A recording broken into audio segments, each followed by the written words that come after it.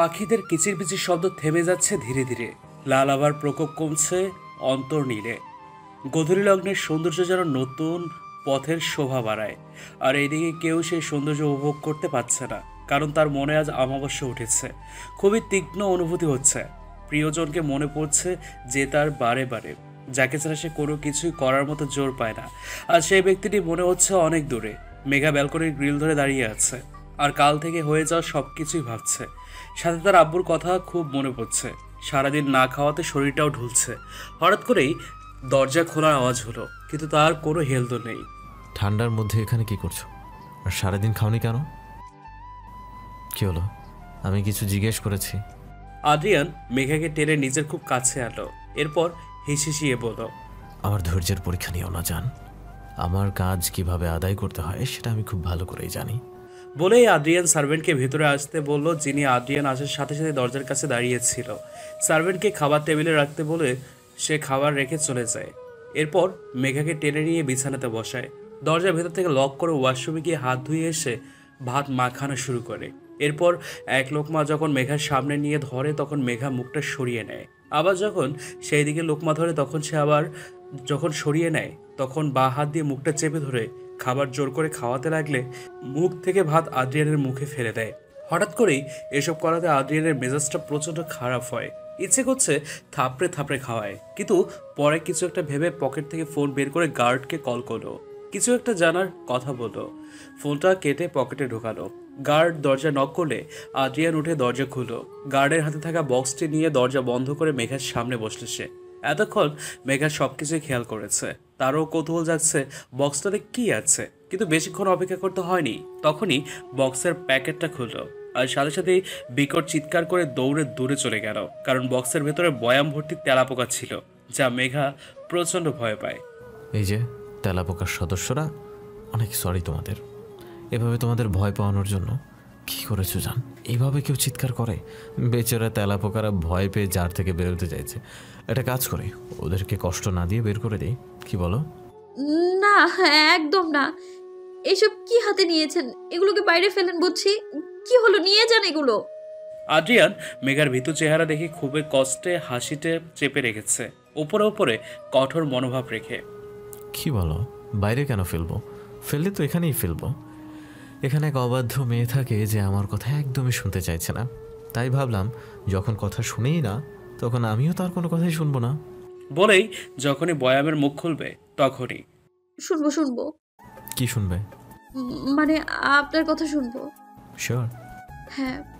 ঠিক আছে, বয়ামটা আমি টেবিলে রাখছি। এখন দেখি লক্ষ্মী মেয়ের মতো এখানে পড়বে। আমি হাত ধুয়ে আসছি। কথাটা বলেই আদ্রিয়ান হাত ধুয়ে এসে ভাতের প্লেট নিয়ে লোকমা ধরলে, বয়ামটা দূরে রাখুন প্লিজ। ওগুলো দেখলেই আমার এমনিতেই বমি করে দেবো, আমি খেতে পারবো না আর। আদ্রিয়ান একটি কাপড় নিয়ে ওইটার উপর রেখে দিল। এরপর ধীরে ধীরে খাওয়াতে লাগলো, আর মেঘাও ভয়ে ভয়ে খেতে লাগলো। কিন্তু 2-3 লোকমা ভয়ে ভয়ে খেলেও পরেরগুলো তৃপ্তি সহকারে খেলো, কারণ তার প্রিয় মাটন বিরিয়ানি করেছে, আর রোস্টটাও খুব মজা রয়েছে। এরপর খাওয়া শেষে সুন্দর করে মুখ মুছিয়ে দিল। তারপর এক গ্লাস জুস খেতে বললেও তাও খেয়ে নিল, কিন্তু জুসটা খুব তিতা টাইপের ছিল। আদ্রিয়ান জুসের মধ্যে আগে থেকেই ঔষধ মিশিয়ে এনেছিল, যা ডক্টর গতকাল সাজেস্ট করেছে। এখন তো সব কথা শুনলাম, এখন বয়ামটা নিয়ে যান। আদ্রিয়ান হঠাৎ করে মেঘার খুব নিকটে আসলো। এতে মেঘা হালকা দূরে সরে গেলে আদ্রিয়ান মেঘার মাথার পিছনে হাত রেখে আদ্রিয়ানের মুখের সামনে আনলো। এতে দুজনের নিঃশ্বাসের শব্দ দুজনেই শুনতে পাচ্ছে। Good, very good. এভাবে আমার কথা শুনবে। আমার কথার খেলাপ একদম হবে না, না হলে কঠোর রূপটাই বাহির হবে, যা এই নরম ফুলের জন্য প্রযোজ্য নয়। এই নরম ফুলের সাথে শুধুই নরম মানায়। কঠোর হলে ফুলটা রুক্ষ হয়ে যাবে। আমার রুক্ষ নয়, স্নিগ্ধ পছন্দ। ঘোর লাগা কণ্ঠে ধ্বনি শুনতে নিজের মধ্যেও এক অদ্ভুত অনুভূতি হতে লাগলো, যেন আক্ষেপগুলো খুব যত্ন করে প্রকাশ করছে। একটু অযত্ন হলেই মনে হয় আক্ষেপগুলো ভেঙে যাবে। নাকে হাতের স্পর্শ পেতেই মেঘার ঘোর কাটলো। এতক্ষণ সে কি ভাবছিল? এই যে ভাবনা কুমারী, এই ছোট্ট মাথায় এত সব প্রেশার দিতে হবে না। আমার ইম্পর্ট্যান্ট কাজ আছে, আমি এখন আসছি।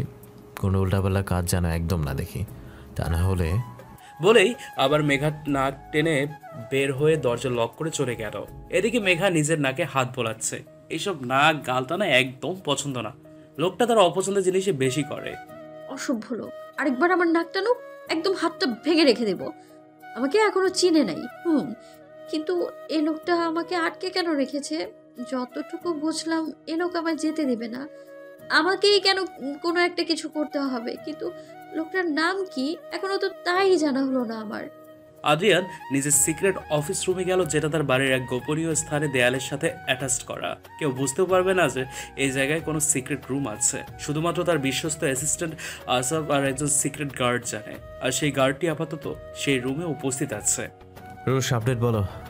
ইয়েস স্যার, স্নেক দলের লোক আমাদের কোম্পানিতে গোপনীয় স্পাই ক্যামেরা সেট করেছে, যার সবগুলোই স্ক্যান করা হয়েছে। আর সেই লোক এখন গোডাউনে বন্দি আছে।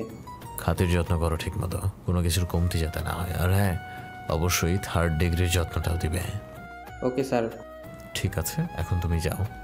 গার্ড বের হয়ে যাওয়ার পর আদ্রিয়ান সামনের এলইডিগুলো অন করলো, যা সারা বাড়ির সিসি ক্যামেরা দ্বারা আবৃত। যে রুমে মেঘাকে রাখা হয়েছে সেখানে ক্যামেরা অন করলো। সাথে সাথে এক মোহনীয় মুহূর্ত দেখলো, যা দেখেই তার মনের মধ্যে সূক্ষ্ম এক অনুভূতি হলো। বুকে হাত দিয়ে মেঘাকে দেখতে লাগলো। আর কতভাবে বিক্ষত করবে আমার স্নিগ্ধ পরি? তোমার এই সরল রূপেই তো আমি নিজের অস্তিত্বকে তোমার অস্তিত্বে বিলীন দিয়েছি। মেঘা নামাজ পড়ার উদ্দেশ্যে নিজেকে ওড়না দিয়ে আবৃত করে নিয়েছে, আর নিচে জায়নামাজ বিছিয়ে নিজেও তার উপর বসে নামাজ পড়তে লাগলো। আর এইসব আদ্রিয়ান দেখছে আর মুগ্ধ হচ্ছে। জান, আর কিছু সময় অপেক্ষা করো, তোমার জন্য বড় সারপ্রাইজ অপেক্ষা করছে। আল্লাহর কাছে চাওয়ার চেয়ে নাও, এরপর থেকে সব চাওয়া আমাদেরই শুরু হবে আর আমাদেরই শেষ। বলেই আদ্রিয়ান বাঁকা হাসলো। হ্যাঁ হ্যাঁ, তোর মেয়ে ঠিকমতো পৌঁছেছে, কোনো চিন্তা করিস না বন্ধু, ও এখানে একদম নিরাপদে থাকবে। ফোন ধরছে না? ও হ্যাঁ, তার ফোনটা নাকি আসার পথে কারোর সাথে ধাক্কা লেগে ভেঙে গেছে। না না, এখন টাকা পাঠাতে হবে না, আমি কয়েকদিন পর কিনে দেব। এখন তো মেঘামণি ঘুমাচ্ছে। না না, কোনো অসুখ করেনি, হয়তো এত দূর জার্নি করেছে তাই টায়ার্ড লাগছে। আমি পরে তোর সাথে কথা বলিয়ে দেব। আচ্ছা ঠিক আছে, এখন রাখি বন্ধু, ভালো থাকিস। কথাটা বলেই ফোন রেখে ভয়ে ভয়ে পেছনে তাকালো, কারণ তার কলিজার টুকরোর মাথায় রাইফেল ধরা, সাথে তার স্ত্রী আর নিজেরও। খুব ভালো করেছেন আঙ্কেল। স্যার যেভাবেই বলেছেন ঠিক সেভাবেই কাজ করেছে। সে যাই হোক, এভাবে হ্যান্ডেল করেন আলতাফ স্যারকে। কোনো মতেই জানতে দিবেন না যে ম্যাম আপনাদের সাথে নেই। কথার খেলাফ হলে আপনার স্ত্রী আর মেয়ে বুঝতেই পারছেন। যতদিন না স্যার চাইছে ততদিন ওনার কথাই কাজ করেন, এতে আপনাদের মঙ্গল। কথাটা বলে আদ্রিয়ানের গার্ডরা চলে গেল। ইনি হচ্ছেন আলতাফের এক বিশ্বস্ত বন্ধু মারুফ হাসান, যার কাছে মেঘাকে পাঠাতে চেয়েছিল, কিন্তু কি থেকে কি হয়ে গেল। আমাকে ক্ষমা করিস বন্ধু, আমি তোর ভরসা রাখতে পারলাম না। আমার পরিবার যে ঝুঁকিতে ছিল রে বন্ধু। আল্লাহ জানে মেয়েটা কেমন আছে, কে জানে। আমাকে মাফ করে দিস বন্ধু। ফ্ল্যাশব্যাক। মেঘাকে তার আব্বু সিলেটের বাসে তুলে দেওয়ার জন্য খুব ভোরে স্টেশন এসেছিল। এরপর বাস ছাড়লে তার আব্বুও অন্য কাজের উদ্দেশ্যে চলে যায়, আর মেঘাও ভয়ে ভয়ে গাড়িতে বসে থাকলো। আব্বুকে তো আশ্বাস দিল যেতে পারবে, কিন্তু এখন মনে হচ্ছে খুবই ভুল করেছে। এখনও তো 1 ঘন্টা হয়নি। এরকম করতে করতে একসময় সে ঘুমিয়ে পড়ে। যখন ঘুম থেকে ওঠে তখন প্রায় অনেকটাই চলে এসেছিল। হঠাৎ করেই পাশে কেউ হুডি পরে বসে থাকতে দেখলো, কিন্তু ওর যতটুকু মনে আছে ওর পাশে কোনো মহিলা বসেছিল, হয়তো নেমে গেছে। খুব পানি পিপাসা পেয়েছে দেখে ব্যাগ থেকে পানি নিয়ে গলাটা ভিজিয়ে নিল। এরপর পানি রেখে ফোনটা হাতে নিয়ে টাইমটা দেখে নিল। এখন অনেক সময় বাকি রেখে মোবাইলটা ঘাঁটতে শুরু করলো, কিন্তু চোখের সামনে ঝাপসা ঝাপসা মনে হচ্ছে। মাথাটাও কেমন যেন ঘুরাচ্ছে। মাথাটা ধরতে ধরতে ফোনটা হাত থেকে পড়ে গেল, আর মাথাটাও পাশের হুডি পরা লোকের কাঁধে পড়লো, আর সেই হুডি পরা লোকটা খুবই যত্নে আগলে রাখলো। মেঘার ফোনটা নিয়ে সিম খুলে ভেঙে ফেললো, আর মোবাইলটাও জানালার বাইরে ফেলে দিল। ওয়েলকাম জান, আমার রাজ্যের অধীনে তোমাকে স্বাগতম। দিবা প্রহর কেটে রাত্রি হয়েছে। রাত্রির শেষ ভাগে আবার সোনালি সকাল। এভাবেই কেটে গিয়েছে 6 দিন। মেঘার কাছে এই 6 দিন খুব একটা খারাপ লাগেনি। অবশ্য লোকটার নাম জানা হয়েছে, আদ্রিয়ান চৌধুরী। লোকটাকে যতটা খারাপ ভেবেছে ততটা খারাপ না হলেও ধমকটা ঠিকই দেয়, গন্ধার একটা। অবশ্য এর মধ্যে 2 বার পালানোর চেষ্টা করেছে, কিন্তু সফল হতে পারেনি বেচারি। তাই এখন পালানোর জন্য স্ট্রং একটা প্ল্যান করেছে। এখন কাজে লাগলেই হলো। এইভাবে বন্দি জীবন বিরক্ত লাগছে তার। সকাল সকাল আজ ঘুম থেকে উঠে আদ্রিয়ানের রুমে গিয়ে দরজা নক করলো। অবশ্য 3 দিন পর থেকে এই মেঘাকে রুমে আটকে রাখে না। 2 বার নক করার পরও যখন কোনো সাড়া শব্দ পাওয়া যাচ্ছে না, তখন দরজাটা হালকা খুলে ভেতরে ঢুকলো। রুমটি পুরো বরফের মতো হিমশীতল হয়ে আছে। মেঘার সাথে সাথেই শরীরের লোমগুলো দাঁড়িয়ে গেল। শীতও লাগছে। পুরো অন্ধকার করে আছে রুমটি। হাঁটতে হাঁটতে বেডের পাশে গিয়ে আবছা ছায়া আদ্রিয়ানকে দেখা যাচ্ছে। উপর হয়ে খালি গায়ে শুয়ে আছে, সামনে সিল্কি চুলগুলো কপালে এলোমেলো হয়ে আছে। ইচ্ছে করছে চুলগুলো ঠিক করে দিতে, কিন্তু পর মুহূর্তেই নিজের ইচ্ছের উপর বিরক্ত হলো। ঘুমিয়ে যখন আছে তখন ডাকাটা ঠিক হবে না, পরে না হয় আবার আসবে বলে যেই পিছিয়ে পড়বে অমনি হাতে টান পড়লে আদ্রিয়ানের বুকের উপর পড়ল। হঠাৎ করে এমন হওয়াতে চিৎকার করে উঠলো তখনই। চিৎকার করে কি আবার কানের 12টা বাজাতে চাইছো? মেঘা বড় বড় করে নিঃশ্বাস ফেলতে লাগলো।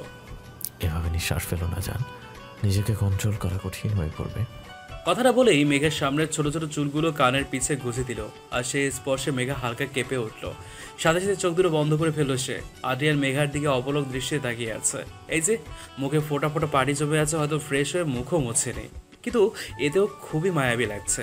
মেঘা ছাড়া পাওয়ার জন্য ছোটাছুটি করছে। তখন আদ্রিয়ান আরেকটু শক্ত করে ধরে আরেকটু নিজের সাথে মিশিয়ে নিল। কি হলো, ছাড়ুন। এসেছো নিজের ইচ্ছায়, কিন্তু যাবে আমার ইচ্ছায়। কথাটা বলে কারের লতিতে হালকা কামড়ে মারলে মেঘা আদ্রিয়ানের লোমশ বুকে তার হাতের নখ দ্বারা চেপে ধরল জোরালোভাবে। মেঘার থেকে অদ্ভুত অনুভূতি হচ্ছে। বুকের বাঁ পাশের ছোট্ট মাংসপিণ্ডটাও খুব দ্রুতই লাফালাফি করছে। এমন কেন হচ্ছে? তার তো এই গন্ডার স্পর্শ ভালো লাগার কথা নয়, কিন্তু সারাদিনকে আমার উপরেই থাকার ইচ্ছা আছে। আদ্রিয়ানের কথা হুঁশ আসলো মেঘার। এরপর তাড়াতাড়ি আদ্রিয়ানের বুক থেকে উঠে পড়লো, আর অমনি রুম থেকে দৌড় মেরে বেরিয়ে গেল। আদ্রিয়ান মেঘার যাওয়ার দিকে তাকিয়ে মুচকি হাসলো।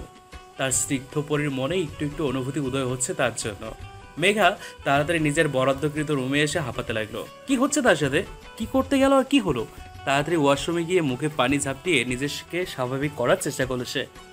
না না, এইখানে আর থাকা যাবে না, তা না হলে এই অদ্ভুত পুরুষটার মায়াজালে আটকে পড়বো। কিন্তু কিভাবে কি করব? সব কিছুই তো এলোমেলো হয়ে যাচ্ছে, কি বিশ্রী ব্যাপার। উফ। কি রে তনুমা, তোর কি হয়েছে? তুই ঘর থেকে তেমন বের হোস না, কারোর সাথে তেমন কথাও বলিস না, কলেজেও যাচ্ছিস না, সামনে তো পরীক্ষা মা তোর। এইভাবে করলে চলবে বল মা? তন্নি জানালার পাশে দাঁড়িয়ে দাঁড়িয়ে বাইরের দৃশ্য দেখছিল। চোখ মুখ শুকিয়ে গেছে, চোখের নিচেও কালি পড়েছে। মনে হয় অনেক দিন ঘুম হয় না। হবে কি করে? রাত্রির বেশিরভাগ সময় তো সায়নের সাথে কথা বলে কাটতো, কিন্তু এখন তো ভেবেই দীর্ঘ নিঃশ্বাস ফেললো। হঠাৎ করেই মায়ের আওয়াজ পেয়ে ভাবনার জগৎ থেকে বেরোলো সে। অমন কিছু হয়নি আম্মু, শরীরটা ভালো লাগছিল না, আর নিজেকেও তো একটু রিফ্রেশমেন্ট দেওয়া দরকার, তাই না মা? তোর আবার কিসের রিফ্রেশমেন্ট? সব সময় তো হাসি খুশিই থাকিস।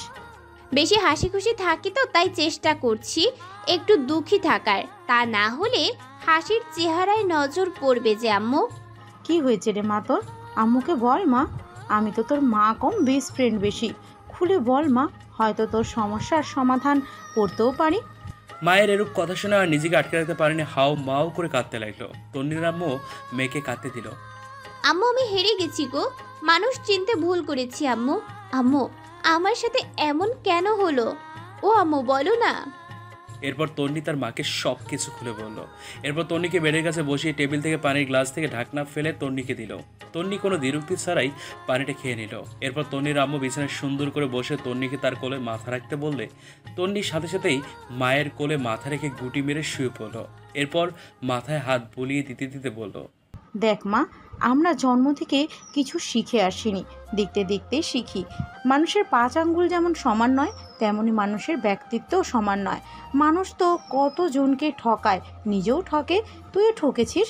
কিন্তু একটা কথা কি চিন্তা করে দেখেছিস, সায়ন যদি তোর সর্বনাশ করে দিত, তখন তো তার উদ্দেশ্য সফল হয়ে যেত, আর তোর জীবনটাও শেষ হয়ে যেত।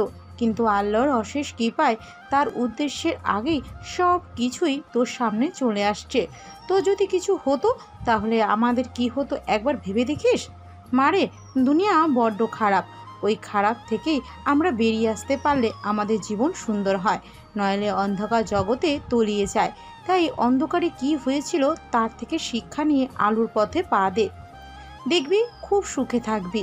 আর আমি জানি আমার মেয়েটা খুব স্ট্রং, সে পারবে, তাই না আম্মু? এতক্ষণ মনোযোগ দিয়ে মায়ের কথা শুনছিল তন্নি। সত্যি ভাগ্য করে এমন একজন মা পেয়েছে। অবশ্যই আম্মু, কিন্তু আমার একটু সময় দরকার, কিন্তু প্রমিস করছি আম্মু খুব জলদি তোমার হাসি খুশি মেয়েকে ফেরত পাবে। এই তো আমার লক্ষ্মী মেয়ে। ঠিক আছে, অনেক কথা হয়েছে, এখন খেতে আয়। তোর পছন্দের ডিমের কোরমা করেছি ঝাল ঝাল করে। তুমি যাও, আমি ফ্রেশ হয়ে আসছি। ঠিক আছে। বলেই তন্নির মা চলে গেল। আর তন্নি তাড়াতাড়ি ফ্রেশ হয়ে ডাইনিং রুমে গেল। মেঘা বসে বসে বোর হচ্ছিল। তখনই একজন সার্ভেন্ট এসে দরজা নক করে ঘরে প্রবেশ করলো। ম্যাম, স্যার আপনাকে এই ড্রেসটা পরে 15 মিনিটের মধ্যে নিচে যেতে বলেছে। কি ব্যাপার, এই গন্ডাটা কোথায় নিয়ে যাবে? তোমাদের স্যার কিছু বলেছে কি, কোথায় নিয়ে যাবে? না ম্যাম, ওই বিষয়ে কিছু বলেনি। ঠিক আছে, তুমি যাও, আমি কিছুক্ষণ পর আসছি।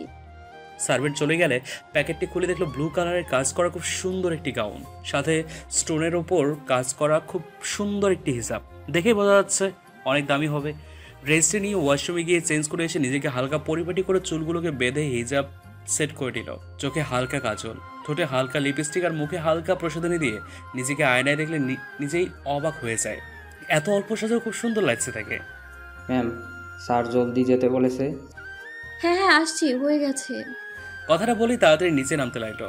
এরপর মেইন দরজার বাইরে গেলে দেখে আদ্রিয়ান ও মেঘার সাথে ম্যাচিং করে ব্লু কালারের ড্রেস পরেছে। ভেতরে সাদা শার্ট, উপরে ব্লু ব্লেজার, কোট প্যান্ট পরেছে। মেঘা আদ্রিয়ানের দিকে তাকিয়ে হালকা ক্রাশ খেলো। এরপর নজর সরিয়ে নিজেকে উপস্থিত বোঝানোর জন্য হালকা করার গলা ছাড়লো। আদ্রিয়ান এতক্ষণ অফিসের ইম্পর্টেন্ট ডকুমেন্টগুলো চেক করছিল মোবাইলে। হঠাৎ গলা ঝাড়া পেয়ে সামনের দিকে কিছুক্ষণ তাকিয়ে বুকের মধ্যে হাত দিল। এই ছোট্ট জায়গাটাকে আজ অনেকটাই বড় মনে হচ্ছে। ইচ্ছে করছে এই বুকে লুকিয়ে রাখি, যেন কেউ তার জানকে না দেখে। অবুঝ পড়ি যে তার। এই যে শুনছেন, কতক্ষণ ধরে তো দাঁড়িয়ে আছি, কোথায় যাবেন? গেলেই দেখতে পারবে। কথাটা বলে গাড়ির দরজা খুলে দিয়ে মেঘাকে বসতে বলল। উঠে বসলো। এরপর নিজেও বসলে ড্রাইভার গাড়ি স্টার্ট দিল। প্রায় 30 মিনিট পর কোনো এক সাজানো ফার্ম হাউসে আসে। গাড়িটি যখন গেট দিয়ে ঢুকছিল তখন চারদিকে ফেরি লাইটের আলোতে গাছের জীবন্ত ফুলগুলো যেন আরও জীবন্ত মনে হচ্ছে। গাড়ি মেইন দরজার সামনে এসে থামলে একজন গার্ড এসে আদ্রিয়ানের পাশের দরজাটা খুলে দিল। সে বের হয়ে কোট পরে নিল। এরপর মেঘার পাশের গাড়ির দরজা খুলে দিয়ে হাত বাড়িয়ে দিল। মেঘাও কোনো বিরক্তি না করে হাতে হাত রাখলো, কিন্তু এতে হালকা লজ্জা পেল। কেন যে সে এসবে সায় দিচ্ছে সে নিজেও জানে না। আদ্রিয়ান মেঘাকে গাড়ি থেকে বের করে হাত ধরে নিয়ে যেতে লাগলো ভেতরে গিয়ে মেঘা অবাক হয়ে গেল। বাইরে থেকে বাড়িটিকে ঐতিহ্যবাহী বাড়ি লাগলেও ভেতরে খুবই আলিশানভাবে সাজানো। ভেতরে প্রবেশ করতে করতেই মেঘা সামান্য এগিয়ে গেল, অমনি লাইট নেভে গেল। ছোট ছোট ফেরি লাইটগুলো আবছা আলোয় কিছু বোঝা যাচ্ছে না। আবার সাথে সাথে বড় একটি লাইটের ফোকাস তার উপর পড়লো, আর উপর থেকে ফুল ঝরতে লাগলো। এত এত ফুলের বর্ষণ দেখে মেঘার মতো ছোট্ট বাচ্চার মতো হয়ে গেল। প্রাণোচ্ছল হাসি দিয়ে ঘুরতে লাগলো। এরপর তার সামনে আরও একটি লাইট ফোকাস ফেলল।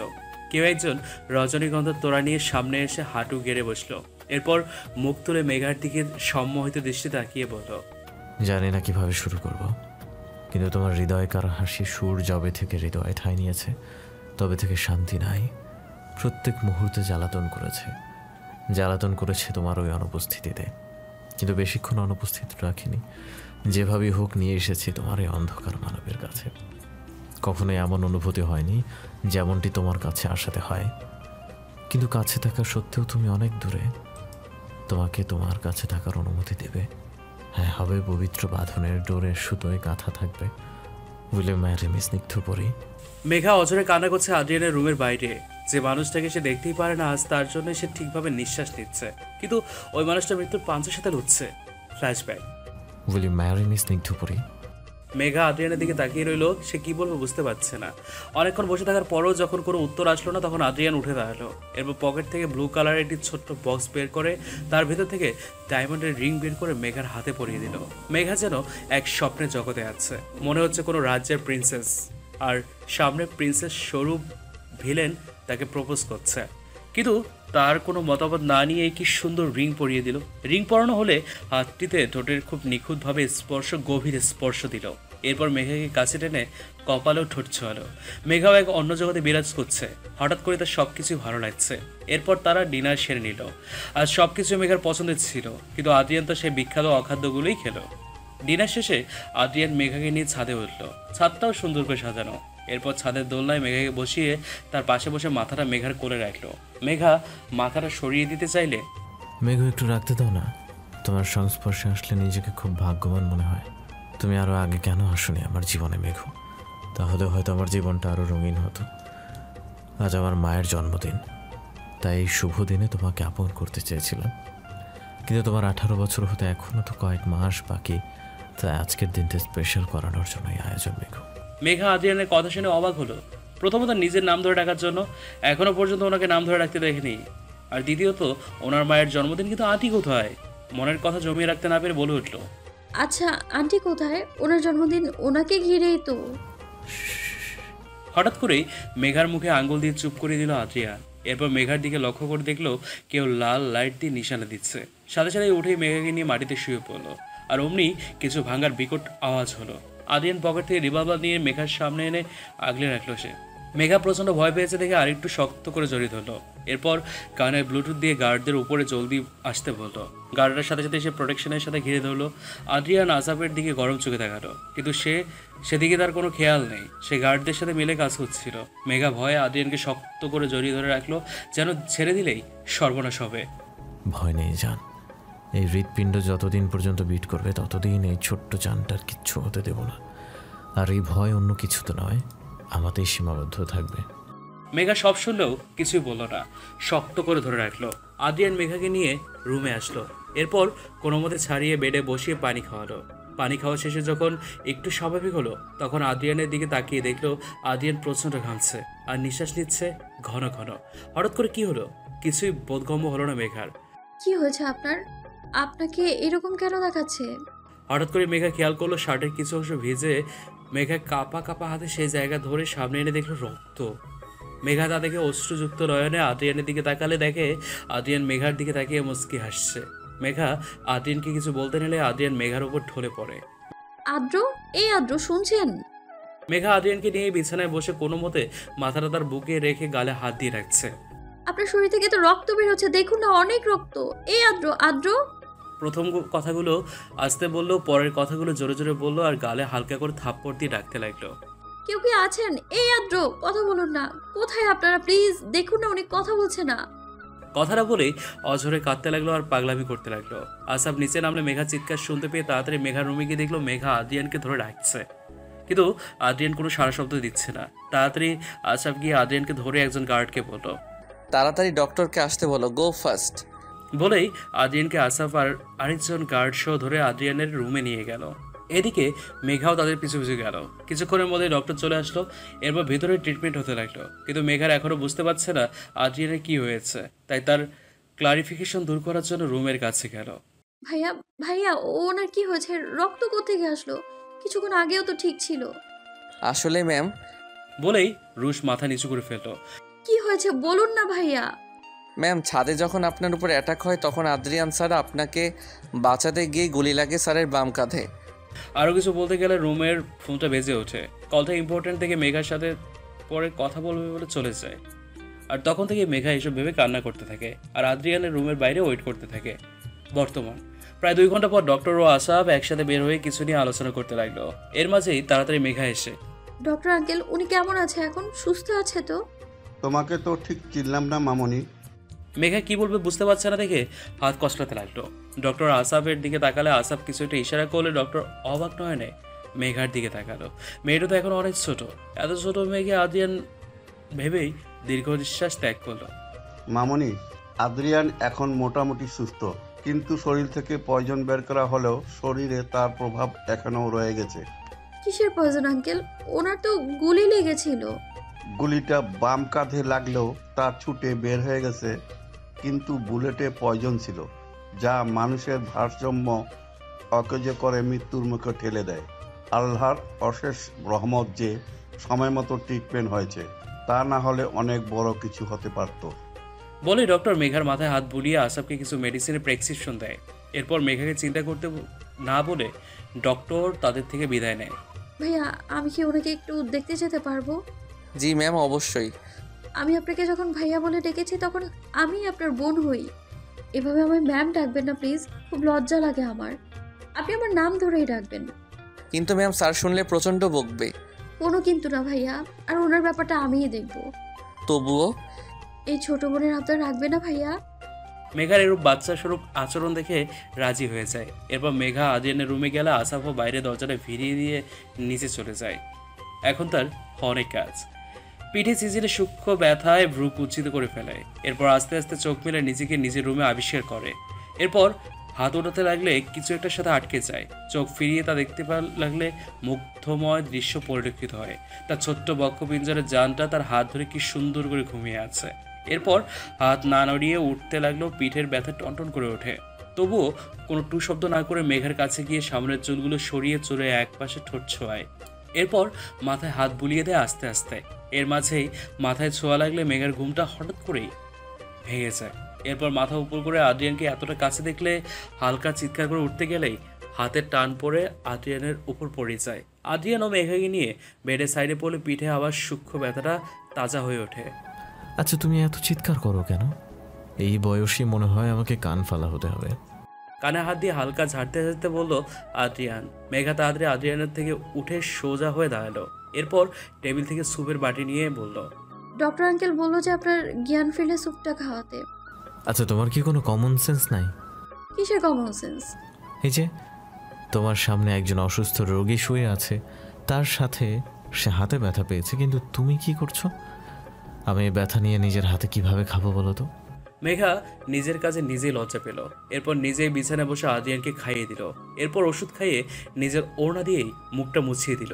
মেঘার এরূপ কাজে খুবই অবাক হলো আদ্রিয়ান। শুনেন, এখন একটু রেস্ট নেন, অনেক রাত হয়েছে। আর কোনো প্রবলেম হলে ভাইয়াকে ডাকবেন, ঠিক আছে? আদ্রিয়ান অবাকের সাথে মাথা নাড়ালো। এরপর মেঘা আদ্রিয়ানকে ঠিক করে শুয়ে দিয়ে লাইট অফ করে ড্রিম লাইট জ্বালিয়ে দিয়ে দরজাটা ভিড়িয়ে চলে গেল, কিন্তু রেখে গেল শোক মিশ্রিত এক প্রেমিক পুরুষকে। আজ মেঘা নিজের হাতে নাস্তা বানাচ্ছে আদ্রিয়ানের জন্য। সে আদৌ বুঝতে পারছে না কেন করছে এসব, কিন্তু তার না করতে অনেক ভালো লাগছে এসব। মনে হচ্ছে বসন্তের ছোঁয়া তার হৃদ মাঝারে দুলীয়মান ভাবে প্রকাশিত হচ্ছে। নতুন প্রেমের আগমন ঘটেছে ওই ছোট্ট কুঠুরে। কারো চোখে মুখে হাসির জোয়ার, তো কারো চোখে ভয়ের আভাস। কিচেনে সার্ভেন্টদের দাঁড় করিয়ে মেঘা একা হাতে আজ নাস্তা বানাচ্ছে, কিন্তু সেসব যদি আদ্রিয়ান স্যার জানতে পারে তাহলে তাদের চাকরি থেকে আউট করে দেবে। এত মানা করে সত্ত্বেও মেঘা ম্যামকে সারানো গেল না। সেসব ভেবেই একজন সার্ভেন্ট তার কপালে ঘাম বসলো। এখন স্যার নিচে না আসলেই হলো। 2 ঘন্টার মধ্যে নাস্তা তৈরি হয়ে ফেললো। রুটি, সবজি, ডিম, টোস্ট আর ফলের জুস, এসব করে মেঘার নাজেহাল অবস্থা। মাথার কাপড়টাও সরাতে পারছে না। এদের সামনে অস্বস্তি লাগছে, তাই তাড়াতাড়ি টেবিলে খাবার সার্ভ করতে বলে নিজের রুমে চলে গেল ফ্রেশ হতে। ফ্রেশ হয়ে নিচে নামতে গেলে দেখে আদ্রিয়ান সোফায় বসে পেপার পড়ছে। মেঘা মাথা নিচু করে আস্তে করে টেবিলের দিকে যেতে লাগলো। অমনি ভরাট কণ্ঠের পুরুষালী কণ্ঠ শুনতে পেল। মেঘ। হঠাৎ করেই আদ্রিয়ানের মুখে মেঘ নাম শুনে হালকা কেঁপে উঠল। এই লোকটার মুখে নিজের এক এক সময় এক এক নাম শুনলে কেমন জানি ভালো লাগা ছুঁয়ে যায় হৃদয়ে। এই যে এখনও নিজের নাম ধরে ডাকছে, এতেও মনে হচ্ছে কত আকুলতার মধ্যে দিয়ে ডাকছে। সার্ভেন্ট থেকে শুনলাম তুমি এখন আর কি নাস্তা করোনি? আসলে এত সকালে খেয়ে তো অভ্যেস নেই, তাই। সকাল 9টা বাজে, এখনো তোমার জন্য এত সকাল মনে হচ্ছে? আদ্রিয়ানের হালকা উঁচু কণ্ঠে ধমক শুনে মেঘা মাথা নিচু করে রাখল। এদিকে আসো। হঠাৎ আদ্রিয়ানের এরূপ তাকাতে আশেপাশে তাকিয়ে দেখলো। এরপর আদ্রিয়ান এর দিকে তাকিয়ে ভাবে, লোকটার কি কোনো কমন সেন্স নেই? হ্যাঁ, এভাবে ডাকছে কেন? যদি কেউ দেখে ফেলে তখন তো তাকেই খারাপ ভাববে। এসব ভাবতে ভাবতে আদ্রিয়ানের কাছে গেলেও দূরত্ব নিয়েই দাঁড়ালো। আদ্রিয়ান এতক্ষণ মেঘাকেই লক্ষ্য করেছে। মেয়েটা বেশি লজ্জা কাতুরে। এই যে তাকে ডাকাতে কেমন করে নিজের আঁখি পল্লব চারদিকে অবলম্বন করছে। মেঘার নজর আদ্রিয়ানের দিকে পড়লে দেখে আদ্রিয়ান তার দিকে ভ্রু কুঁচকে তাকিয়ে আছে। এরপর কুঞ্চিত ভ্রু হালকা স্বাভাবিক করে আদ্রিয়ানের পাশে বসতে বলে মেঘাকে, কিন্তু মেঘা তো মেঘাই, সে ওখানে দাঁড়িয়ে আছে। কি হলো, বসতে বললাম যখন তখন ওখানে সঙ্গের মতো দাঁড়িয়ে আছো কেন? আদ্রিয়ানের আবার ধমক শুনে সুরসুর করে মেঘা কোনো কথা না বাড়িয়ে সুন্দর করে লক্ষ্মী মেয়ের মতো আদ্রিয়ান থেকে কিছুটা দূরত্ব রেখে বসলো সে। আদ্রিয়ান পেপারটা রেখে ডান হাত মেঘার কোমরে গড়িয়ে দিয়ে কাছে এনে কানের কাছে গিয়ে স্লো হয়েছে বলল, এই যে এখন তুমি হচ্ছ আমার প্রপার্টি। তোমার প্রতিটা নিঃশ্বাস আমার, প্রতিটা অনুভূতিও আমার। তোমার সব কিছুর মধ্যেই অন্তর্নিহিত হব ধীরে ধীরে আমি, আর সেসব প্রতিক্রিয়াতেই তুমি বিমোহিত হবে ক্ষণে ক্ষণে। কথাটা বলেই মেঘার কানের লতিতে হালকা কামড় দিল। মেঘার সর্ব অঙ্গ কাটা দিয়ে উঠল। মস্তিষ্কের নিউরনগুলো কেমন জানি অবশ অবশ মনে হচ্ছে। নিজের অনুভূতিগুলো কেমন জানি এলোমেলো লাগছে। এসব কিছু সহ্য করতে না পেরে নিজের ভর আদ্রিয়ানের উপর ছেড়ে দিল সে, আর জোরে জোরে নিঃশ্বাস নিতে লাগলো। মেঘাকে এরূপ দেখে আদ্রিয়ান রহস্যময় বাঁকা হাসে। এরপর মেঘাকে নিজের আরেকটু কাছে নিয়ে মাথায় হাত বুলিয়ে স্বাভাবিক হওয়ার জন্য সময় দিল। কিছুক্ষণ পর মেঘা স্বাভাবিক হলে দেখে সে আদ্রিয়ানের বুকে মাথা দিয়ে অর্ধশোয়া হয়ে আছে। কিছুক্ষণ আগের কথা ভেবে তাড়াতাড়ি উঠে পড়ে। নিজের কাজের প্রতি নিজেই বিরক্ত হয়। এরপর নিজেকে একটু স্বাভাবিক করে, কারণ আদ্রিয়ানের ওষুধের সময় হয়ে গেছে। টেবিলে নাস্তা দেওয়া হয়েছে, আপনি নাস্তাটা সেরে নিন। এরপর তো আপনার মেডিসিন নিতে হবে। তুমি তো আমার একমাত্র মেডিসিন, যে মেডিসিনকে দেখলে আমি এমনিতেই সুস্থ হয়ে যাব। কৃত্রিম ওষুধের কি প্রয়োজন যেখানে জীবন্ত মেডিসিন উপস্থিত? ঠিক বুঝলাম না আপনার কথাটা। তোমার বুঝে কাজ নেই, ওই ছোট্ট মাথায় এত সব প্রেশার নিতে হবে না। এখন তোমার কাজ শুধু আমাকে ঘিরেই। কি বলতে চেয়েছি বুঝতে পারছো? মেঘা মাথা নেড়ে সম্মতি দিল, যেন কোনো পুতুলের সাথে কথা বলছে আর সে তার মালিকের উপদেশ নাকি আদেশ শুনছে।